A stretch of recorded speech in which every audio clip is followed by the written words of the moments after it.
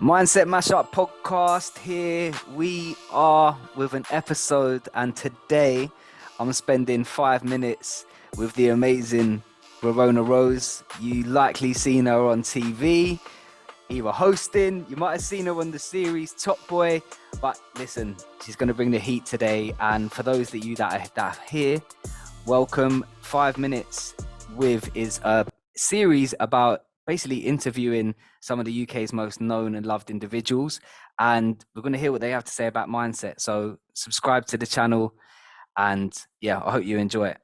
Verona, you there? Oh, I'm so sorry. I'm here. Can you hear me? Yeah, I can hear you, don't Oh worry. gosh, sorry. Your intro is amazing, by the way. Okay, I'm really sorry. I don't know why this is happening. This is so odd. No, Um, you know what, don't worry. I think it's good. And worst case scenario, I'll keep the recording running. We can just go again. All right. okay, apologies. Verona, first Hello. question.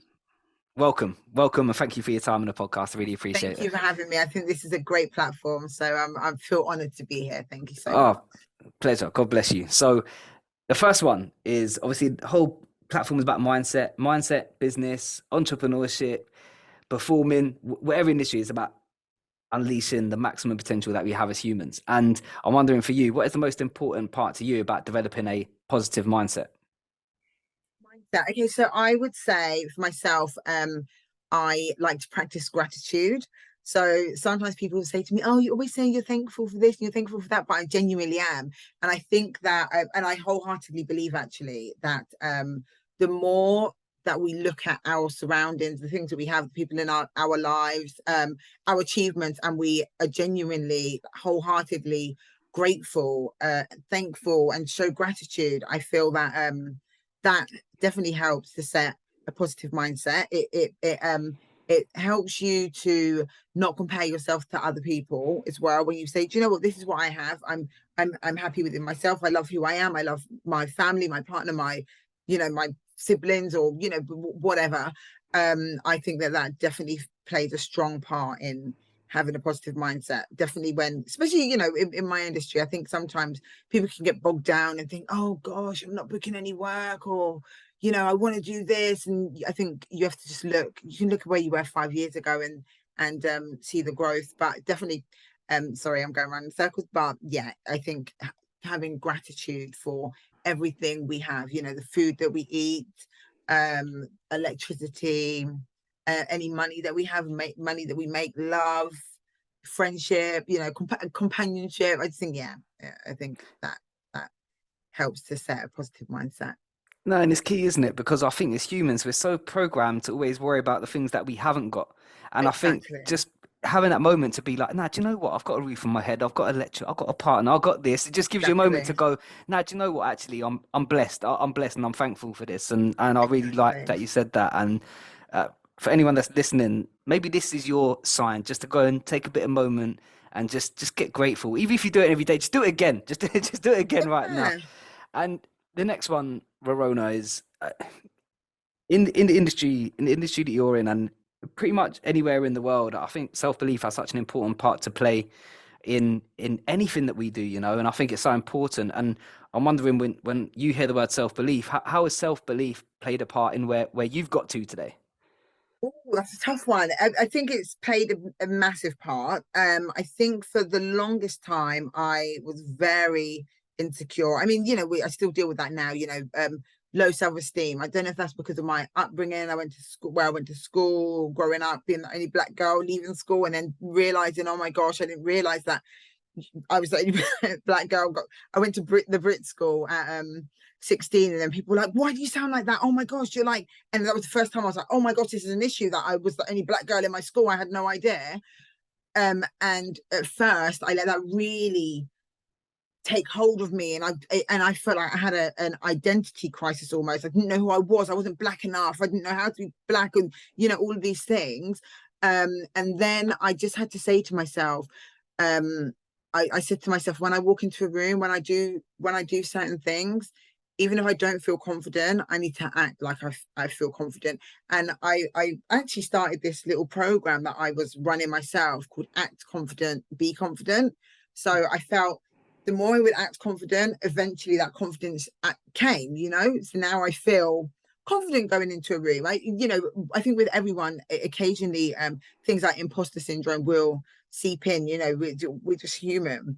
But I think self belief.